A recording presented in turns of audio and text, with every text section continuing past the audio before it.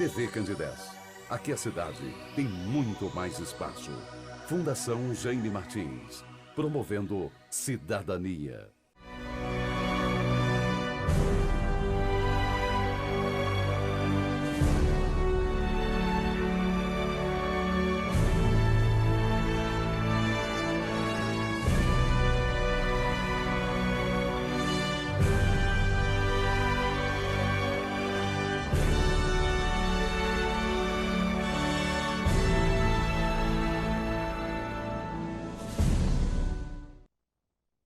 Olá, caros amigos que agora acompanham a programação da TV Candidez. Estamos iniciando mais um programa Espírita Nova Era, uma realização da AME, Aliança Municipal Espírita de Divinópolis.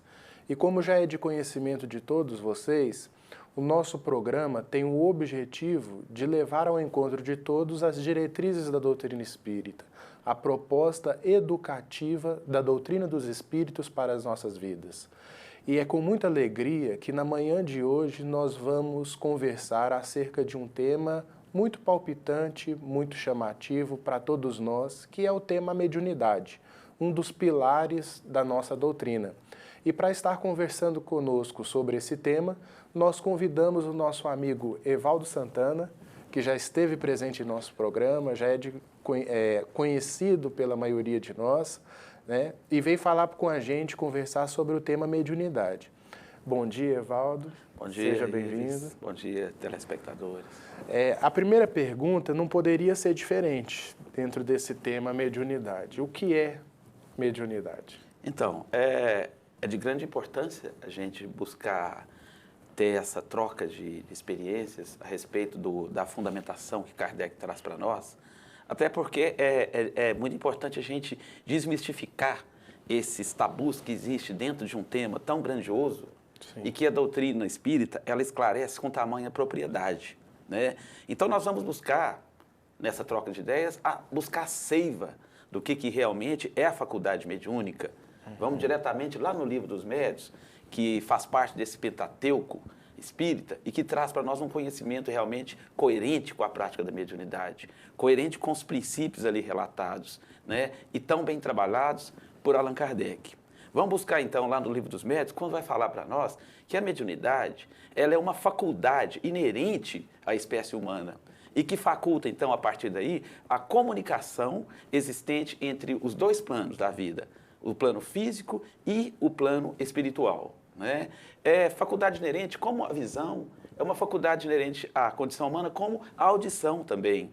Então, a gente vai perceber que a mediunidade ela é uma faculdade psíquica que os médiuns a possuem em maior ou menor grau, né, de trabalho, de uso. Então, ela é uma faculdade mais ou menos intensa, variando de médium para médium. E o que seria o médium dentro desse contexto? O médium, segundo a gente vai buscar lá no Livro dos Médiuns mesmo, né, no capítulo 14, parece, vai colocar que é toda pessoa que sente num grau qualquer a influência dos espíritos. Então, a mediunidade nesse inteirinho, ela aparece como o meio de entrar em contato com as almas que já viveram na Terra.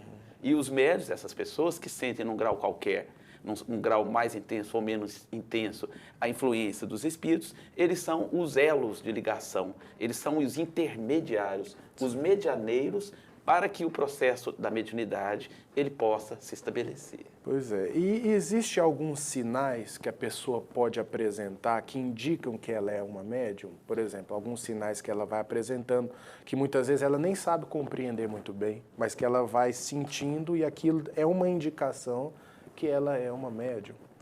Essa questão merece uma atenção muito especial por causa das generalizações, né? Porque existe uma falsa informação de que tudo o que ocorre é mediunidade, e não é bem assim.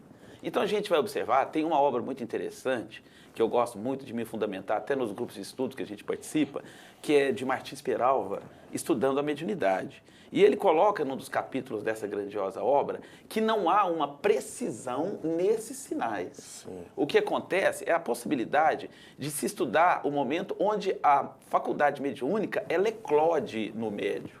E ela pode vir de variadas formas de sensações. Ela pode ter perturbações orgânicas, ela pode ter oscilações de humor. Enfim, ela pode ter uma infinidade de situações onde ela pode ser um indício da mediunidade. Mas, por outro lado, é importante entender também que quando a faculdade mediúnica ela eclode no médium, ela pode vir também de uma forma natural, de uma forma espontânea. Então, o que melhor nos faz direcionar ou acionar com segurança a eclosão da mediunidade é a busca de um conhecimento, é a busca de uma orientação adequada em uma casa espírita que seja bem apropriada para poder orientar aquele que possivelmente venha a ter a mediunidade como uma faculdade. Tá claro? Então, existe uma generalização que ela é muito perniciosa. A própria divulgação doutrinária, né? Então, o papel da casa espírita, ela está se sempre atualizando, se informando com o conhecimento espírita para poder orientar realmente aquele que realmente seja portador da faculdade mediúnica, para poder esclarecer sobre a eclosão da mediunidade, que pode vir de variadas formas. Inclusive, é muito arriscado a gente poder classificar ou categorizar um determinado sinal, uma determinada manifestação como sendo fruto da mediunidade, porque existem alguns distúrbios psíquicos até, né, Valdo? Exatamente, que pode ser confundidos. É verdade. A histeria, como por exemplo, Isso. Às vezes são fenômenos, são sintomas iguais, mas que na verdade têm as categorizações totalmente diferenciadas. Então, a gente tem que buscar compreender Kardec, porque Kardec, diante de todas essas sintomatologias, que têm algumas semelhanças, Kardec deixa bem claro a distinção existente entre a mediunidade e outros processos psíquicos da mente. Tá claro? Com certeza. Agora, só existem médiuns espíritas ou a gente pode encontrá-los em outras religiões? Você um pouco já respondeu que ela é uma coisa inerente, mas é muito comum as pessoas confundir mediunidade atrelando ao espiritismo, à doutrina espírita, ou até mesmo a cultos afrodescendentes, mas extrapola esses limites das doutrinas, né, Valdo? Claro, porque se a gente analisar até antropologicamente, a mediunidade ela existe e ela é fruto de todos os tempos. Ela acompanha a evolução da espécie humana, certo? Você vai observar muito bem, por exemplo, Herculano Pires, quando ele vai falar sobre a questão do fenômeno mediúnico, ele já existia no meio dos hindus, ele já existia no meio dos Vedas, no meio dos judeus. E nós vamos ter acesso também aí ao Antigo Testamento, onde os fenômenos mediúnicos, eles tinham uma ocorrência natural e progressiva. Tá claro? Agora, a gente vai ver, então, que a mediunidade ela é fruto de todos os tempos. Ela está na Terra desde o momento que o homem aparece. Os fenômenos mediúnicos, eles estão lavrados, eles estão concatenados na história da humanidade e, na medida que evolui o pensamento, sempre existiram essa relação do homem consagrado de uma forma mais ostensiva ou de uma forma menos ostensiva. Agora, então, na realidade, aonde que está o médium dentro desse contexto geral? Dentro desse processo antropológico, dentro desse processo histórico? O médium está em meio à sociedade. Sim. Ele está em todos os tempos. E ele não é privilégio e nem criação do espiritismo. É interessante que, certa feita, eu vi uma pessoa comentando, falou assim, essa questão de médium, de mediunidade, é criação do espiritismo. Quem dera se o espiritismo tivesse condições de criar algo tão fabuloso, algo tão sagrado, algo tão divino, não é? Mas, na verdade, então, a gente vai ver que os médiuns, eles não são exclusividades e nem são patrimônio do espiritismo. Os médiuns, eles independem de idade, de gênero, de sexo, de segmento religioso, eles estão em toda parte. Sim. Muito embora, nos horizontes tribais, nos horizontes culturais da evolução da história do pensamento humano, a gente vai ver esse médium, ele ser tratado de diferentes formas, porque ele já foi exclusivo das aldeias tribais, aquele que curava, aquele que tinha poderes magnéticos que talvez nem conhecia, né? Eles eram idolatrados. Agora, hoje, com a busca desse esclarecimento doutrinário que os espíritos nos trazem, tudo isso perdeu na história, porque o médium hoje, o que ele é? Ele não é um ser exclusivo, ele não é um profeta, ele não é um Messias, ele não deve assumir esse papel. O médium é uma pessoa igual toda pessoa qualquer. Geralmente até mais compromissado. Mais compromissado, enquanto espírito reencarnante, sim, com certeza. Emmanuel fala isso mesmo, né? No livro intitulado de Emmanuel. Quem são os médiuns? São, na sua grande maioria, espíritos falidos em existências interiores.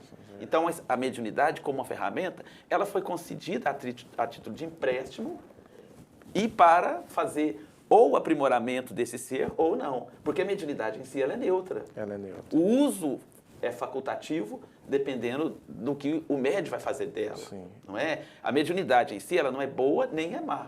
É o uso que eu vou fazer na apropriação dela é que vai fazer com que eu possa me elevar ou eu possa decair na minha evolução. Assim como a inteligência. A inteligência é uma faculdade neutra, não é boa nem má. Você É faz o bom uso da inteligência de acordo com as suas predisposições morais. Isso. Né, e o médium, né, conforme você mesmo solicitou, ele está em todas as religiões e está fora das religiões também. Fora das religiões. Porque ele não está agremiado institucionalmente, não. O médium ele está em toda parte. Se a faculdade é inerente ao ser humano, ela não escolhe aonde ela vai estar associada. É no segmento social como um todo. Sim. Né? E a gente pode ser médium aonde a gente esteja inserido. Aonde esteja. Você é o medianeiro da espiritualidade. A gente, então, até é interessante que no livro dos médiuns, Allan Kardec coloca assim, raro é aquele que não possui um indício da mediunidade. Raro aquele. Então, dentro dessa generalização, todos nós somos médios. Agora, podemos ser médios das luzes ou das trevas, dependendo do que nós vamos agir com E ostensivos ou não ostensivos. Essas determinações são importantes, porque muita gente fala assim, eu não sou médium, mas todos são médiums. Todos são médios, exatamente. Agora, a ostensividade que já é própria de alguns que já dilataram o fenômeno, né? De uma maneira mais aquilatada. A gente gostaria também de perguntar, Evaldo, porque dentro da abordagem da temática mediunidade, soa muito ao espectador leigo e até mesmo a nós que temos algum conhecimento como sendo algo paranormal, algo que, assim, espetacular, algo maravilhoso, que é dado a algumas pessoas que trazem o dom mediúnico. Pelo que você está dizendo, não é nada paranormal, né, Evaldo? É extremamente natural essas qualidades nossas, né? Embora a ciência ainda tenha esse olhar diante do fenômeno mediúnico de paranormalidade. Sim. Mas quando você vai estudar a mediunidade, segundo a ótica espírita, segundo o trabalho cuidadoso e ardiloso de Allan Kardec, você vai notar que ela não tem nada de sobrenatural, ela tem de natural. Sim. É a grande ruptura que nós temos que fazer culturalmente no nosso olhar perante o médium e perante o fenômeno mediúnico, porque ela está em nós também, tá claro? Essa questão de exclusivismo diante daquela pessoa que tem um dom sobrenatural, ela é arcaica. Sim. Ela é equivocada. Para o nosso tempo, ela é equivocada. Porque, na verdade, o Espiritismo, ele inaugurou uma outra era na história da mediunidade. A mediunidade positiva, com Jesus. Isso. E isso traz uma outra agremiação na postura comportamental desse médium, porque ele também não pode incitar nele a vaidade, a presunção, o orgulho, o individualismo. Muito pelo contrário. Se o Espiritismo mostra que o verdadeiro médium, o protótipo ou modelo de médium está em Jesus, qual que seria a postura do médium nesse sentido? É trabalhar o quê? É a humildade, é trabalhar a simplicidade, é trabalhar o conhecimento diante dessa faculdade, que ela é de ordem divina. Sim. E foi concedido ao médium como instrumento de evolução. Na direção dessa paranormalidade, eu gosto muito de uma fala de Humberto Mariotti, que é um pesquisador espírita argentino, que ele diz que a mediunidade nada mais é do que uma percepção extrasensorial. Sim. Porque os nossos 5 sentidos básicos, eles são muito bem explorados por nós. Só que a mediunidade, como sendo uma percepção extrasensorial, quer dizer, vai além dos sentidos. Uma pessoa que já, de certa forma, aprimorou os sentidos, ou eles estão dilatados, ao ponto de eles perceberem o que a maioria das pessoas não percebem de uma maneira comum. Então, é muito interessante essa figura de linguagem que ele usa, essa alusão que ele faz, dessa questão da percepção extrasensorial, que quebra um pouco essa ideia de paranormalidade, né? De observar o médium como alguém um curandeiro, como alguém místico. Já ficou no tempo. Já ficou no tempo, não tem nada disso. O médium é alguém como todos nós que possui uma capacidade de perceber o invisível, o mundo espiritual, de uma maneira pouco comum, mas tem os mesmos defeitos que nós, têm as mesmas qualidades que nós muitas das vezes, a única coisa que difere é essa percepção extra.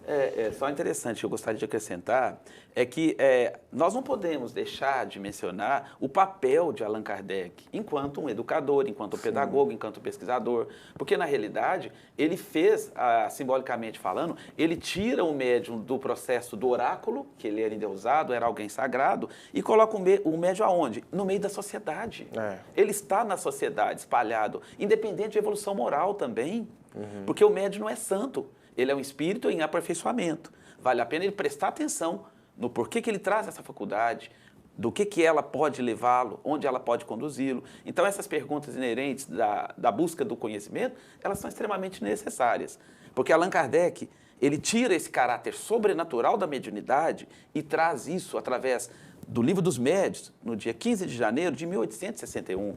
Ali está o aspecto científico da mediunidade, porque Allan Kardec submete ao método científico, ao método intuitivo, racional, a experiência mediúnica. Então, o caráter sobrenatural ele vai se diluindo na medida que a vai tomando o conhecimento desse aspecto. Aliás, quanto mais a humanidade evolui no campo da racionalidade, menos mistificações ela passa a fazer da visão de mundo, né, Evaldo? Exatamente. E o que acontece é que Allan Kardec, o que ele fez não foi criar a mediunidade, como muita gente coloca, e você inclusive falou pra gente. Ele explicou a mediunidade. Ele explicou o fenômeno que já veio desde muito tempo, né? Desde que o homem é homem, até os povos primitivos, eles tinham a sua percepção, a sua maneira de manifestar o fenômeno mediúnico. Sócrates conversava com o daimon. Exatamente, né? É verdade. Então, em todos os tempos da humanidade, a gente tem relatos de comunicação entre os dois mundos.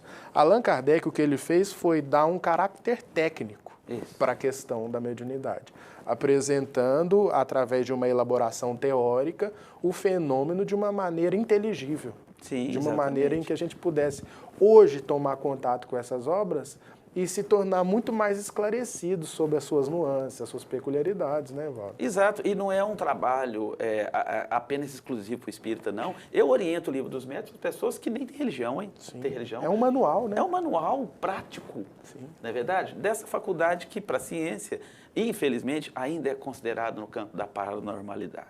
Sim. Agora, Evaldo, uma outra pergunta é o seguinte: uma vez o médium se identificando como tal, no sentido de se identificando como sendo um intermediário da luz ou da sombra, como ele se capacita para se tornar um bom médium? Como ele vai se capacitar para se tornar um bom médium, uma vez conhecedor de que é portador da mediunidade? Eu gosto de uma pergunta muito direta que o Emmanuel fala na questão 387 do Livro Consolador, quando se pergunta assim, qual o maior compromisso do médium? Aí aparece a seguinte resposta: evangelizar-se. Então isso é muito importante, porque mediunidade, eu acredito que ela arrasta consigo 3 importantes aspectos: conhecimento, educação e evangelização. Concorda comigo? Sem dúvida. É necessário que você tenha conhecimento, já se identificou como portador de uma faculdade mediúnica, busca conhecer. Conhecer para poder se dedicar, primeiramente, aos trabalhos doutrinários mediúnicos. Evitando os escolhos, né? Evitando esses engodos que existem na prática mediúnica. Então, primeiramente, o conhecimento ele é de elementar importância. Se nós temos um manual completo, por que não conhecer? Sim. Tá claro? Vamos modificar essa cultura. Vamos trabalhar aquilo sem fazer experimentações que possam dar errado. A gente não tem que experimentar algo para ver se vai dar certo. É conhecer primeiro, para depois começar a viver o processo da educação mediúnica, das energias psíquicas. E também acompanhado, atrelado o quê? A esse trabalho de transformação moral. Você mesmo colocou, nós somos um produto a ser trabalhado constantemente. A nossa melhoria enquanto instrumentos da espiritualidade vai facultar uma melhoria espiritual para nós mesmos. Então, na realidade, tudo isso faz parte dessas necessidades do médium. Eu não consigo atualmente, eu falo muito dos nossos grupos de estudo da mediunidade, eu não consigo ver mediunidade separada de evangelho. Sim. Eu não consigo. Eu acho que é um caminho errôneo, porque o evangelho ele vai ser aquela diretriz que vai encaminhar em nós um processo de transformação moral íntegro, seguro, diante de uma faculdade que ela precisa de ser canalizada a partir de um processo de auto-melhoria daquele que é o médium, tá? É interessante também que a gente precisa de colocar bem claro uma pergunta que a gente conhece muito. Aonde está o principal inimigo do médium? Porque muitas das vezes a gente ouve falar assim, o médium tem que tomar cuidado porque há muitos espíritos que o perseguem. O obsessor. O obsessor. Virou um comodismo, né?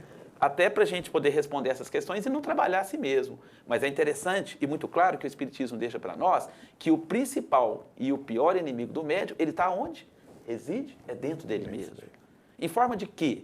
Em forma do personalismo, em forma da incoerência, em forma da vaidade, do orgulho próprio. Talvez até as pessoas que envolvem, que estão no entorno do médium, podem citar isso nele. Né? Através da idolatria. Você é médium. Vamos deixar disso. Vamos estudar mais. Vamos buscar conhecer Kardec. Porque, na realidade, Kardec foi o único homem que se dedicou a dar um cunho científico numa faculdade que ela acompanhou a história da humanidade. Não teve outro, concorda comigo? Com certeza. Por isso que a gente vai ver Emmanuel falar que a verdadeira escola do médium, apropriada, deve ser a casa espírita bem orientada. Bem orientada. Não é verdade? Então é nesse sentido, evangelizar-se. Eu gostei muito dessa pergunta do Consolador, a 387. Porque Emmanuel foi claro e específico. Qual que é a primeira necessidade? Buscar esse processo de autotransformação antes de se dedicar às tarefas doutrinárias e mediúnicas. Isso é muito importante. E uma coisa interessante é que ele no capítulo 20 do Livro dos Médiuns, intitulado A Qualidade dos Médiuns, Allan Kardec faz uma pergunta que diz o seguinte, que se o médium é um bom médium, por que ele vem a errar? Por que ele ainda, a espiritualidade não o protege contra os erros, né? E aí é muito interessante a resposta que vai contra a questão do nosso orgulho. Fala assim, é para que caia nele a noção de infalibilidade. Tá vendo? Né? Diminui. Diminui. Então, assim, o médium ele precisa, de vez em quando, errar a fim de que ele possa não se reconhecer infalível. Verdade. E eu lembro de um episódio da vida do Chico, Evaldo, que uma vez uma mãe, com aquelas cartas consoladoras dele, uma mãe percebeu que as informações estavam todas certas e uma data estava errada. Uma data estava errada na carta. E aí chegou para o Chico e falou assim, Chico, as informações que você passou, está tudo certo, mas essa data está errada. Ele pegou a borracha e falou, qual que é a data, minha filha? Que simplicidade. Apagou e corrigiu, entregou a carta de novo. Tá vendo? Que experiência a gente extrai dessa situação. A humildade. Né? O médium não é santo. Ele está vivendo um processo de santificação no sentido de trabalhar o seu auto-melhoramento. Mas a humildade é a base, né, Ives? Não tem como sair disso. Qualquer outro arquétipo que a gente começar a alimentar, eu sou algo sobrenatural, eu sou maravilhoso, está indo no caminho da contramão da mediunidade.